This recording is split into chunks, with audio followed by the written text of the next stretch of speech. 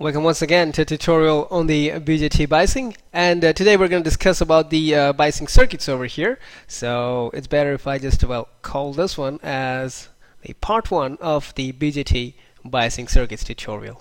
Alright, there you go. Okay, so in this particular tutorial video, what I'm going to do is I'm just going to start with the BJT base bias circuit. Okay, so I'm just going to write it down over here. So I'm going to start with the base bias. Okay, there you go.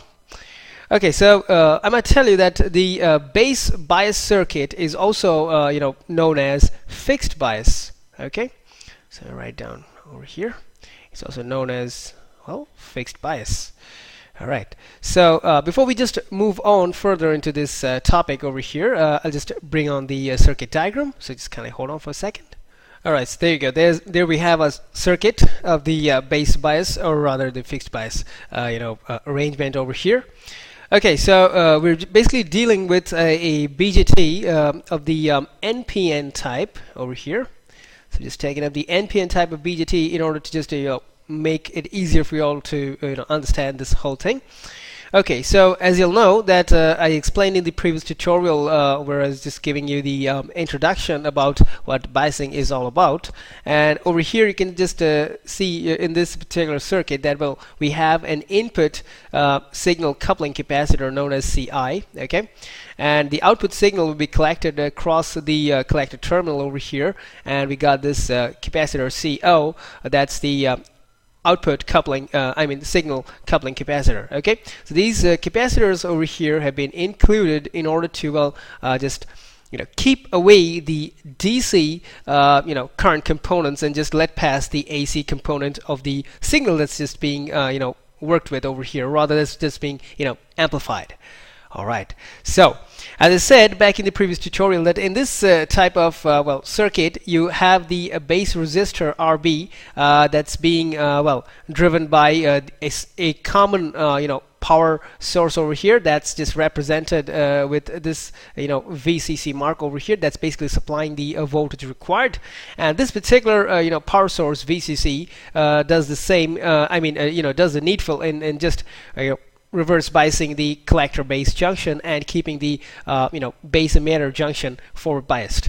Okay, so just keeping that in mind, okay, if you just take a look at the basic equations which we got for the the BJT CE mode, where it says that collector current IC is equal to beta times that of the base current IB plus that of ICEO. That's the the leakage current while the transistor is just being configured in the CE mode of operation. Okay, so with this arrangement, basically what happens here, that's just exactly what I'm just trying to say, is that whenever you just connect a resistor from the the common power supply and connect it towards with the base terminal over here. Now this particular resistance, that's RB, okay, it actually, what it does is that it just limits the amount of current that's going to enter into the base of this particular BJT. So you're probably going to get, that's better. Okay, so you're probably going to get a base current IB due to such a connection over here.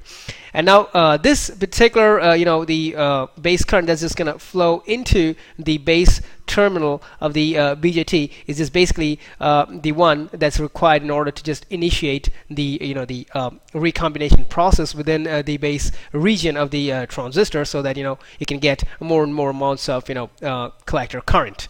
Okay, so with that, let me just tell you that in this particular type of circuit, if you just go forward and apply the KVL, okay, so just right over here from KVL, if we just go forward and apply KVL, okay, and in that case, then basically with that technique we can basically understand that how the parameters are basically related to each other.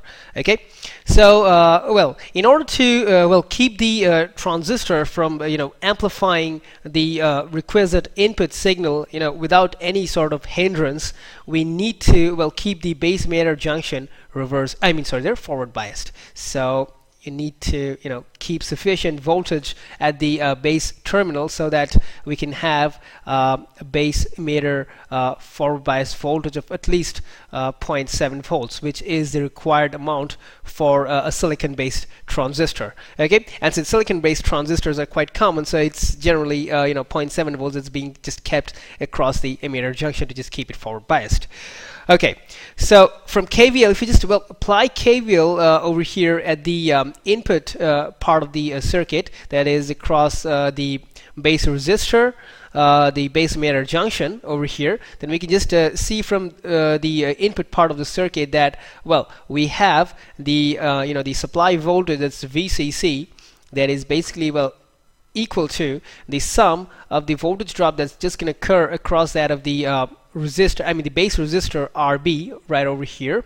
That is this particular voltage drop that's just going to fall across this thing, and also the base emitter voltage. So I'm just going to write it down. And now the voltage drop that's basically going to occur across that of the base resistor, which is given by the current through this base resistor, which is the base current over here, and the product of the base current and the resistance of this base resistor itself. So that is just given by IB RB.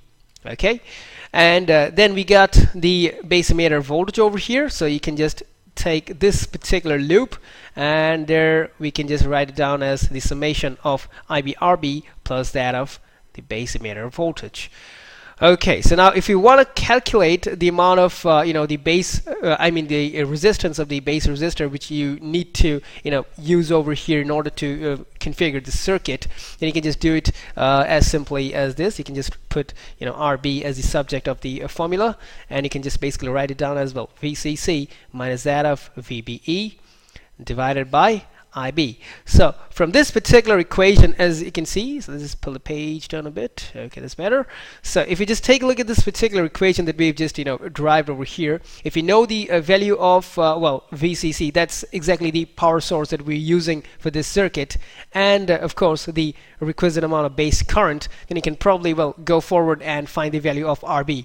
So generally the value of the base resistor is pretty high, so it's about lies in the kilo ohms range, and it's about few hundred kilo ohms. Okay, so that's exactly what we are basically gonna find over here.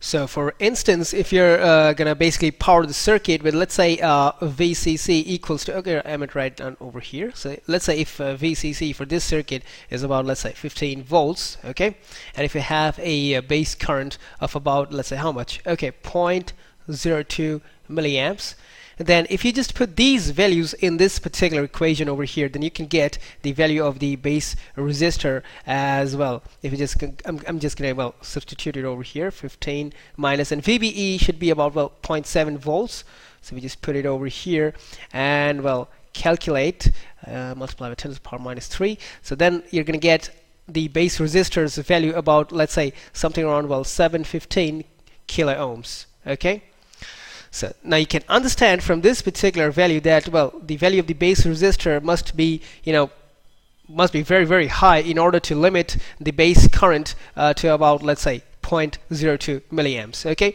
so generally the base current's magnitude being so low, okay, we need such high amounts of base resistors. Okay, so now just coming to the the other parts of this today's discussion over here, from, let's say, we just call this one as equation 1 over here. So if we just take equation, or rather let's just call this one as equation 2, okay, or rather I might just write down clearly, okay, let's say this is equation 2, and okay, the previous one, just call it equation 1. Okay, so if you just take equation 2 and if you just write it down in a different way over here, so that we be able to find the value of the base current over here. So if you just make IB the subject of formula from that of equation 2, then you're going to get something like VCC minus that of VBE, and this whole thing divided by the base resistor. Okay, so let's just call this one as equation 3, and now we know that we have equation 1 as the main equation describing the nature of currents, or rather relating the input and the output currents for a a CE mode transistor configuration. So if we just use equation 1 over here and well put this particular value of the base current in that of equation 1, then you're going to get, well, let's just see what we get over here. We're going to get, well, IC as equals to, well, beta times that of VCC minus that of VBE divided by that of RB. Okay, and that way if you just also put substitute the value of ICEO in terms of ICBO, then we know that, well, ICEO is equals to, well, beta plus 1 times that of ICBO. So if you just put this value for that of ICEO in this equation, then we can get, well, beta plus 1 that of CBO. All right, so let's just call this one as equation 4 over here. All right, so there you go.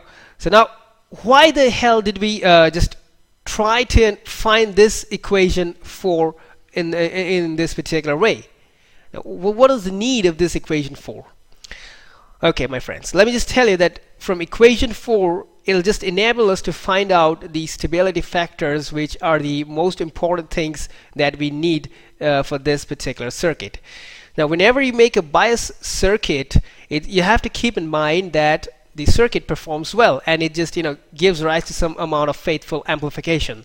So in order to facilitate faithful amplification, you always have to make such a sort of a biasing circuit that, well, doesn't play mayhem with your signal, and your signal comes out in an unhindered way, amplified and good in condition. Okay, so in order to find the stability factors, we just derive this equation 4, and if we're just trying to find the stability factors over here, we just pull the page down. Okay, so I'm just going to use a different color over here. Okay, so if we're just going to find out the stability factor, let's just find the stability factor S, which gives us the stability factor against the the reverse saturation current, that's ICO. Okay, or rather it is generalized as, well, ICBO. So I'll just generalize this thing over here. Okay, I'll not call it ICBO. Okay, let's just generalize this thing as well, I'm just going to generalize this thing as ICO over here. So in that case, well, ICBO and well, ICO are they're approximately the same, so it's not a big deal. So whenever we just try and find the stability factor, that's S, which gives us the the stability against that of the reverse saturation current or the leakage current, that's ICO. So we're just going to write it down as, well, del IC by del ICO over here, and that way we're going to get something equal to, well, I'm just going to write it down over here. We can get, well, beta plus 1.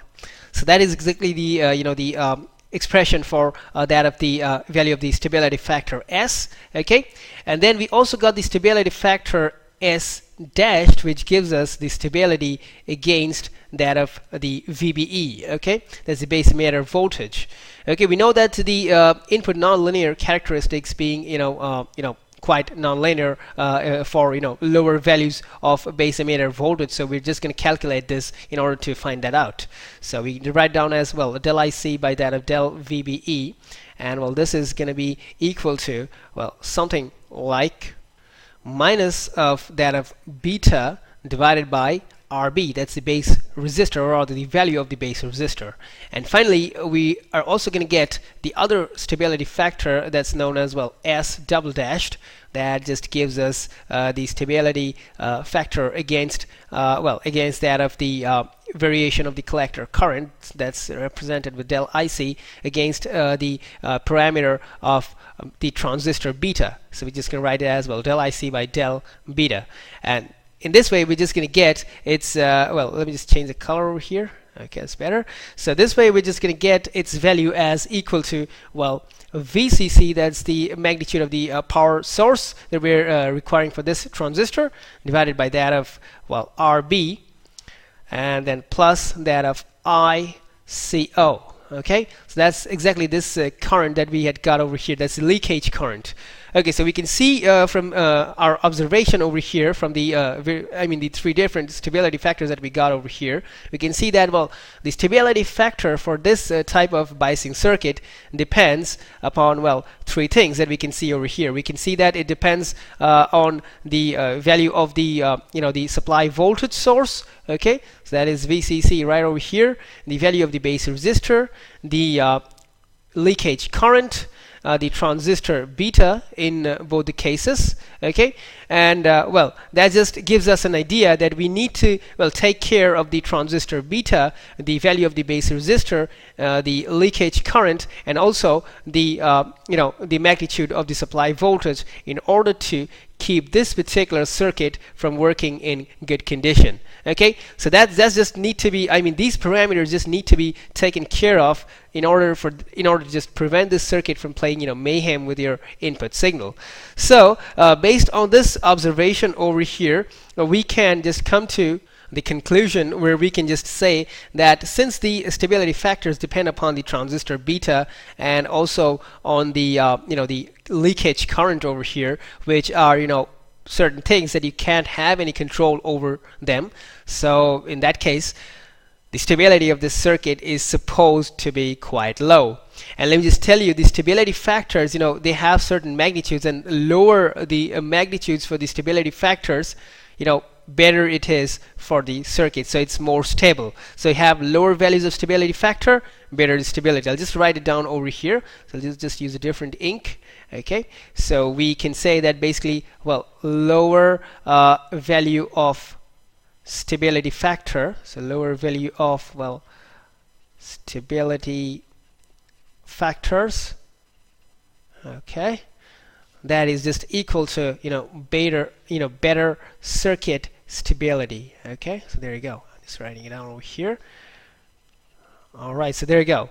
So lower stability factors magnitude. Okay, so that just equals to, well, better stability of the circuit.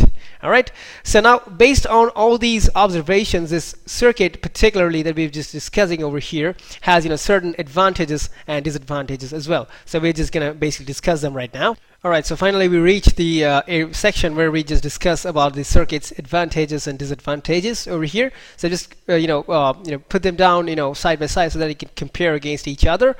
So you can see that, well, the advantages of this circuit are, well, three in number, to note a few. Okay, so number one advantage is that the circuit is very simple to design. Okay, the circuit designing is pretty simple, so there's no complications over there. And then you have the biasing conditions easily set. That's the advantage condition number two. Okay, so you can just easily set the biasing conditions by just putting the correct amount of the base resistor. And then in number three, you got, well, there is no loading of the power supply source, since the biasing resistor doesn't lie between that of the emitter and the base terminals. Okay, so that way we can see that these three conditions over here of the explaining the various advantages of the circuit. And if we just move on to the disadvantages, then we can see that, well, the disadvantages that we have over here outweigh the advantages. Okay, so it just says over here that in number one we have there is poor stability. Okay, the stability factors of S, S dash, and S double dash depend upon ICO and beta. So if we just go back once again, you can see that, well, here we have the stability factors depending upon beta and ICO. And now these values, or rather these variables, they can't be controlled. Okay, you cannot control them anyway, and furthermore they're just temperature dependent. Okay, so they can just change with changes in temperature, and then that just could run mayhem with your circuit. Okay, and then in number two we have that the magnitude of the various stability factors, if you just calculate their magnitude using the various values of the variables that we've got over there, then you can find that the magnitude of the stability factors is really very high, and hence they have greater chances of thermal runaway, since we have certain parameters in the stability factors that just can vary with temperature. And now, since the magnitude of the stability factors being very high in that case, so there's greater chances of the transistor temperature just being rising beyond control, and that just can ruin your device. Okay, so that said, we just come to the end of this tutorial discussion, where we just wrap up our discussion over here. So don't forget to watch our next tutorials on the various circuits that's just gonna follow next. Okay, so till then, it's just gonna be a short goodbye for now, and don't forget to watch, and thanks for watching.